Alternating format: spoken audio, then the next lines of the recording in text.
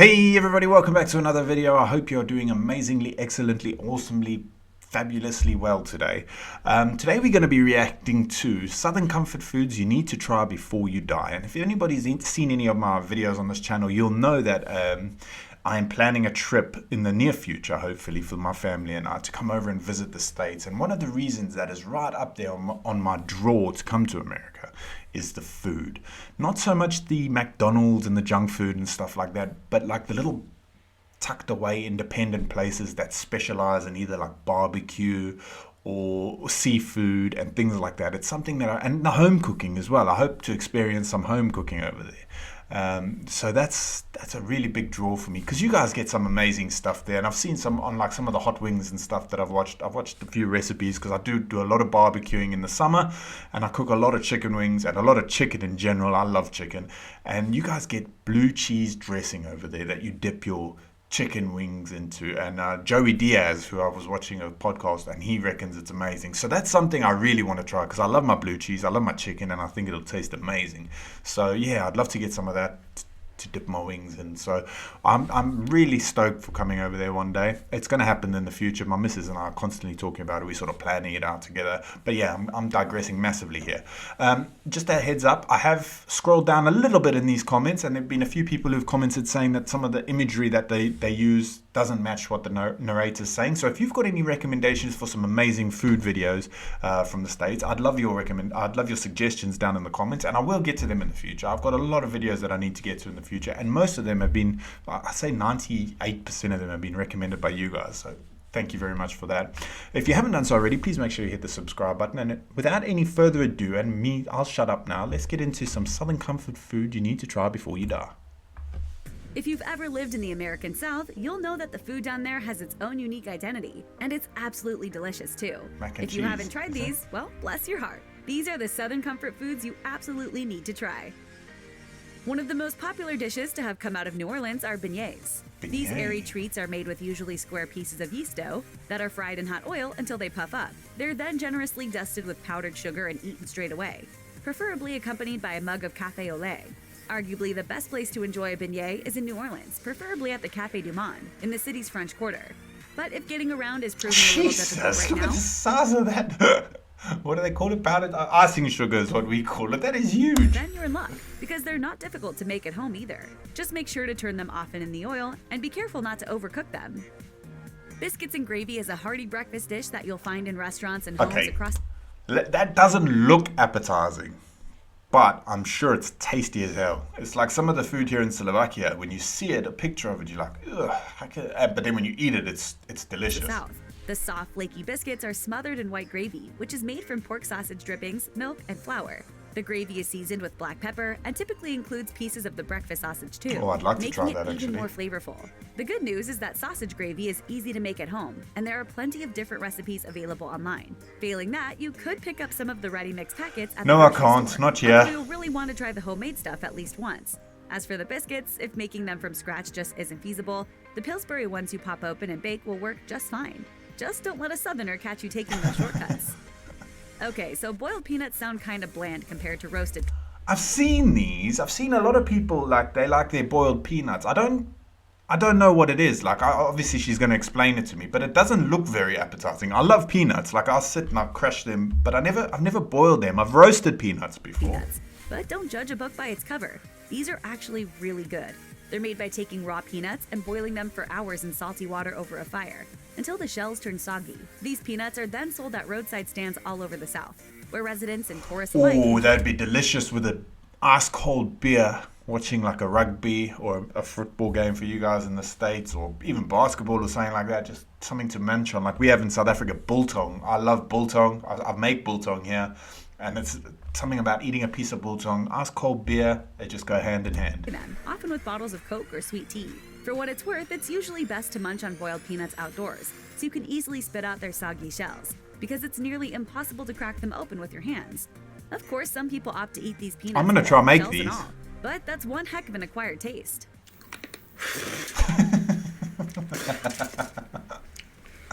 Okay.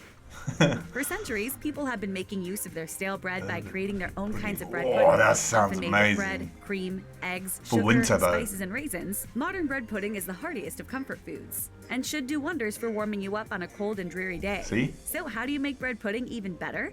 Just add bourbon. In the South, people often add a few dashes of bourbon to a number of different recipes, and bread pudding is one of them. The bourbon combines with the cream and sugar to create a thick, warm sauce that is drizzled over the warm bread pudding right before serving. That looks good. Brunswick I stew like is a bread hearty, pudding. tomato-based stew that's hugely popular in the South. It typically features lima beans, corn, and other vegetables, along with some sort of meat. The base includes barbecue sauce and... I love a good stew, or we make potlikker in South Africa, which is cooked outside on the fire on a three-legged cast iron pot or camp oven, it can be cooked in a camp oven. And then here in Slovakia, they do a goulash, and I've made a goulash last year. I actually filmed it for my other YouTube channel. It turned out amazing, actually. I do like a good old hearty stew. A little hot sauce for some heat, too.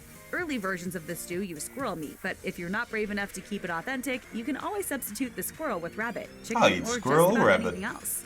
Virginians claim the stew originated in their Brunswick County, while Georgians will tell you it was first made in the city of Brunswick, Georgia. Wherever it came from, however, it's a truly delicious comfort food that'll easily take the chill out of a wintry day. Grab some cornbread, or a loaf of any crusty bread for that matter, to sop up all the southern goodness. Fried catfish is a simple dish that's available at most restaurants that serve catfish. fish in the South. I like catfish. We used to eat the catfish we caught in South Africa. Catfish is good. We never really deep fried them though. Yeah, I don't know. Deep frying wasn't a huge thing, at least not in our family. Like in our close-knit people in South Africa when I grew up. I can't remember ever eating anything much deep fried, to be honest with you. And the good news is that catfish is pretty good for you, since it's high in omega-3 fatty acids and low in mercury. If you can't find it at a restaurant near you, however, your grocery store may offer farmed catfish, which is also typically clean and nutritious. Catfish is easy enough to prepare. Dip it in milk, dredge it in seasoned cornmeal, and fry it in hot oil. It only takes a few minutes to get it golden brown on the outside. Why are they showing a Flake British on the guy inside. making Add a it? squirt of lemon and a side of rice, then start chowing down. Pure bliss. That looks good. For a truly comforting meal, there's nothing like a bowl of chicken and dumplings. If you aren't in the South, where you can find them at most sit-down restaurants, you can try making these at home by dropping biscuit dough into cooking soup. And though they aren't difficult to make, dumplings are a kind of art form, and they can take some time to perfect. You don't want your dumplings undercooked and wet inside, but you also don't want them so overcooked that they start falling apart in the broth. Stick them with a toothpick, and if it comes out clean, you're good to go. Chicken fried steak, sometimes called country fried steak, is made from a tenderized cube steak, which is Yeah, but battered what's like the fried sauce? chicken, pan-fried and topped with white gravy. While you can gravy, find chicken okay. fried steak in an array of southern states, it's most closely associated with Texas. And as with most things, it's always bigger in Texas too. In fact, at Lulu's Cafe in San Antonio, you can find a 21-ounce version Holy of this crap. dish. And it's not a coincidence that Lulu's is Huge. also home to the famous 3-pound cinnamon roll too. That's just how they roll down there, as it were. For your next Super Bowl party, why not forego the wings and serve up a batch of southern fried chicken gizzards instead? I eat gizzards. I eat livers and stuff here as well. I love offal. Like, I love it. It's so good for you as well. Like chicken hearts. I make like a wicked chicken heart curry. Even chicken liver curry from a South African recipe. I love like that sort of stuff. Believe it or not, your guests might thank you for it. Okay, so you probably don't want to think too much about what a gizzard is, but that'll be Why? easy enough to do once you realize how good it tastes. You can cook gizzards in a number of ways, but it's best to boil them first and then coat them before deep frying. Throw in a little hot sauce, and soon you won't be able to get enough of these tender little Oh, morsels. I Chicken like pot that. pie is an iconic southern comfort food that, when done right, simply can't be beaten. And done right doesn't mean grabbing a pie from your grocer's freezer section. A flaky golden brown homemade crust is essential for this southern specialty. Inside, the chicken needs to be moist and plentiful. The vegetables must be neither too firm nor too mushy, and the gravy creamy but not goopy. Yeah, don't Is it a cook. challenge to Don't cook the peas till they're like brown when they're overcooked. I hate it when people cook the peas too find a much. good chicken pot pie? Yes, but it really is worth it. And if you don't trust restaurants to See, get it those right, peas you are could still always nice and experiment green. with different recipes at home. It might take some getting time hungry. to perfect, but once you land on just the right method, you'll never want to cook anything else. Ambrosia didn't actually originate in the South, but you'll still find it at plenty of southern potlucks. I don't know what This that is. variety of fruit salad typically contains Yeah, mandarin nah, oranges, that's a no mini from me. marshmallows, pineapple chunks, and shredded coconut mixed with some sort of dairy ingredient. Some Yeah. people use mayonnaise, while others use cream cheese, Mayonnaise? yogurt, or whipped cream. You might also find some potluckers add in bananas, cherries, and nuts too. Because why I the don't heck like not, stuff right? like that. Think of it like a banana split without All the ice that. cream. And then maybe throw in some ice cream anyway. If you live north of the Mason-Dixon line, you've probably never experienced chitlins before, and you are most definitely missing out. Chitlins are made from the large intestines of a hog, and they need to be carefully cleaned and prepared before cooking, for obvious reasons. Typically, the intestines are soaked in baking soda and water, rinsed several times, turned inside out, and cleaned by hand before being boiled for several hours. And just in case you're doing this at home, be warned. I was just going to say, we do something similar in South Africa, or we used to, when we slaughter the pig or something on the farm. We'd clean out all the stuff that we needed to clean, and then we'd cook them, but until they were crispy. They were really chewy though. We were young, but I mean, I eat anything. Truly disgusting while they are boiling, so put some onion and lemon in the water to tone down the odor. After they are boiled, batter and deep fry them. Ooh. Then serve them up with a little hot sauce. Again, another nice perfect sports snack. Pennsylvania has its own version of chow-chow. It's actually completely different from the southern variety. In the South, chow-chow is a cabbage-based type of pickled relish that incorporates onions, peppers, tomatoes, and a whole lot of seasoning. This stuff is often used as a topping for hot dogs and hamburgers, but you could also use it to top your cornbread, fish cakes, beans, and even your mashed potatoes. In fact, you can put it on just about anything. It'll taste great no matter what. Collard greens are a leafy green vegetable, not completely unlike turnip or mustard greens. They're collard greens and cornbread. They're most often associated with soul food. They can be bitter and tough if not cooked properly. But if they're done right, then they'll make the perfect side dish to any southern meal. After washing them well, chop the leaves into inch-long pieces, then simmer them in water. People often throw a ham bone into the pot, along with garlic and onion for a little extra flavor. But one of the best additions to collard greens has got to be bacon. You can never go wrong with bacon. Red-eye gravy is made with the grease and drippings of pan-fried ham and black coffee. And yeah, okay, that might sound kind of gross. Coffee? Collard greens has got to be bacon. You can never go wrong with bacon. Red-eye gravy is made with the grease and drippings of pan-fried ham and black coffee. And yeah, okay, that might sound kind of gross, but this stuff really is amazing. The coffee is first used to deglaze the pan, but is then combined with the grease on a 1-to-1 ratio, resulting in a highly unusual yet genuinely delicious gravy. You can pour the simple gravy over your ham, potatoes, rice, I'd like or to grits, try that. But many folk choose to simply sop it up with biscuits. Crawfish, crayfish, here we go. Bugs, whatever you... This here is something I need to have when I'm over there. I want to go to a big old boil where they just pour them out onto the table and you just get stuck in. I love this stuff. Call them in your neck of the woods. These freshwater crustaceans are some of the tastiest seafood out there. Of course, you can My mouth is literally salivating. Butter, just like you would with lobster. But if you ever find yourself in the Cajun areas of Louisiana, do yourself a favor and seek out crawfish etouffee. This is when crawfish meat in a spicy roux is poured over rice for an amazing dish with a seriously good flavor. Like that. That must taste so... As simple as it sounds, you don't want to make fried chicken and waffles at home. And waffles? Instead, hop on over to one of the South's many awesome waffle establishments or diners, the places that really get it right. If you haven't experienced I would never think to add those two together. It might seem like an unusual combination, but it really does work. Crispy on the outside and juicy on the inside, perfectly seasoned fried chicken makes a heavenly partner. Did he put syrup and hot sauce? Work. Crispy on the outside and juicy on the inside, perfectly seasoned fried chicken makes a heavenly partner for a plate of buttery waffles. This is also an incredibly versatile dish and should work great for breakfast, lunch, dinner, or a late-night snack. Fried green tomatoes is a simple southern side dish that packs a big punch. The key when making fried green tomatoes is to avoid them turning into a soft, soggy mess. Check your unripened tomatoes are suitably firm, then cut them into 3/8 to half-inch slices, and soak them for an hour in a mixture of buttermilk and hot sauce. Dredge the tomatoes in a combination of cornmeal and cornstarch, then fry them in bacon grease over medium-high heat until they're crispy on the outside. But be careful not to overcook them. You can dip them in just about anything, but a remoulade with mayo, hot sauce, horseradish, and Cajun spices would be the ultimate authentic accompaniment. I miss the smell of coffee and bacon frying. Oh, what I wouldn't give for a plate of fried green tomatoes. If you're looking for something a little out of Jambalaya, that's something I really want to have as well. A favorite in Louisiana, this is something I've heard of. Jambalaya is a mix of sausage, chicken, seafood, and vegetables, cooked in the same pot with rice and stock. Creole jambalaya contains... Is it similar to like a paella or however you say it? Because, I mean, that's... I love... tomatoes, while the Cajun version does not. Both, of course, are extremely tasty. I'm going to get copyright for these clips, I'm telling you. I'm so lucky with them lately. In rural Louisiana, you might also find a variety of game meats used, as well as alligator, crayfish, and even turtle. All Southerners know that everything... That's something, like, I've seen a few people go out and they catch those snapping turtles and eat them. I would eat it. I would just never think of a turtle as food, you know? I'd love to try it. I'm game to try anything, to be honest with you. Yeah, I don't know. I can't imagine what a turtle would taste like. I've seen people doing that frog jigging or gigging or something, where they catch the frogs as well. That's something else I wouldn't think to eat. I mean, I've heard of the French like their frogs' legs. I wonder if it's got to do with, I don't know, frogs. I don't know. I would try them, definitely try them again. But it would never be like, how do you figure that out? Oh, there's a frog. Yeah, that looks delicious. As well as alligator, crayfish, and even turtle. All Southerners know that everything's better when you fry it, and okra is no exception. To make these okra is something I've never tried either. Yourself, slice your okra, dip it in buttermilk, and then coat it in cornmeal and season before deep frying. The best thing here is that okra is seriously good for you, since it's low in calories and contains a great deal of fiber, potassium, calcium, and vitamins. The hot brown sandwich originated at the restaurant in the Brown Hotel in Louisville, Kentucky in the 1920s, and it's still served there today. The hot brown is traditionally an open-faced turkey sandwich with tomatoes covered in Mornay sauce, which is baked, topped with bacon, and then broiled.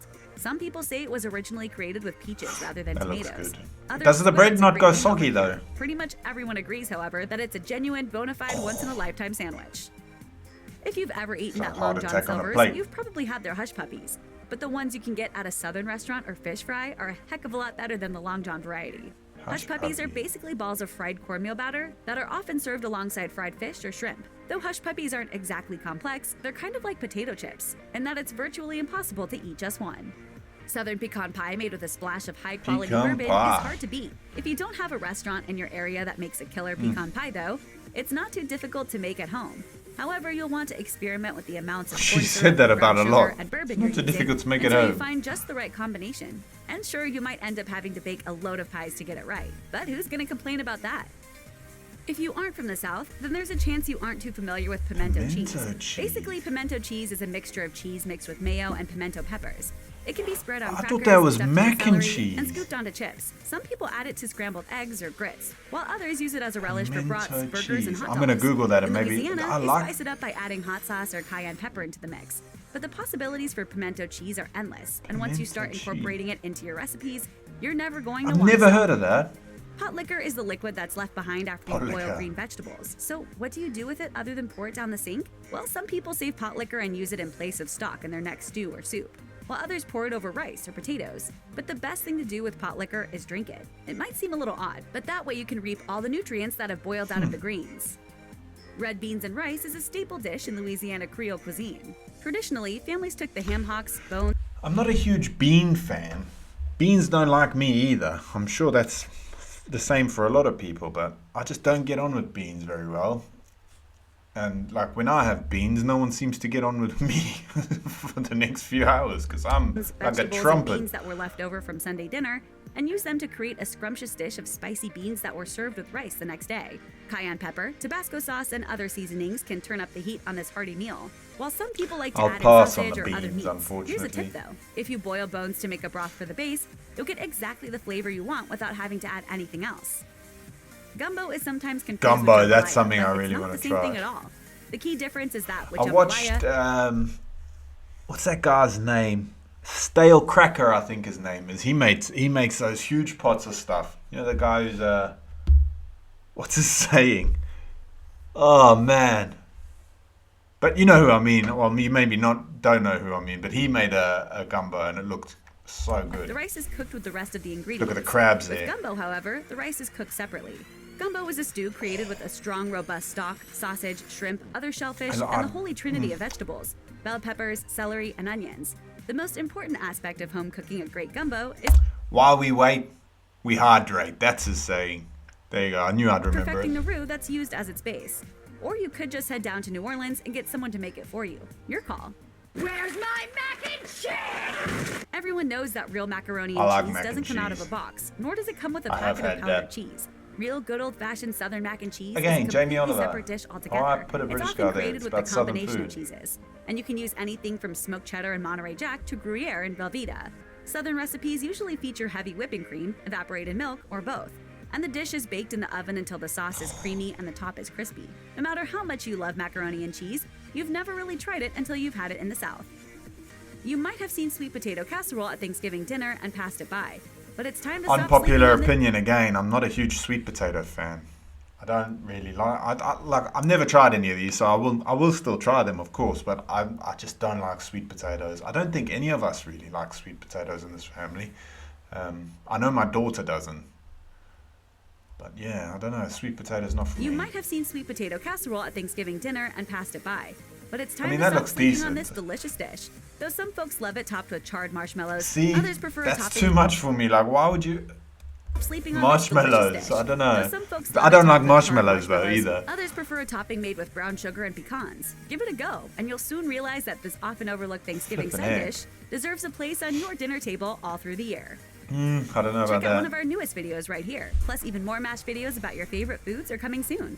Subscribe to our YouTube channel and hit the bell so What you the hell's don't miss going a single on? one. Shush. Space button keeps stopping the recording on there, so I've got to be careful now.